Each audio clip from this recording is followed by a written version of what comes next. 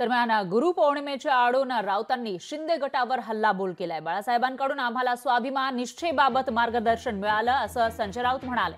बाळासाहेब महाराष्ट्राचे हिंदुत्वाचे गुरु होते असंही राऊतांनी म्हटलेलं आहे। तर नासके आंब्यांनी बाळासाहेबांना गुरु म्हणू नये असा टोला राऊतांनी शिंदेंना लगावलेला आहे। आनंद दिघेंनीही बाळासाहेबांचं हिंदुत्व स्वीकारलं होतं असंही राऊत म्हणाले।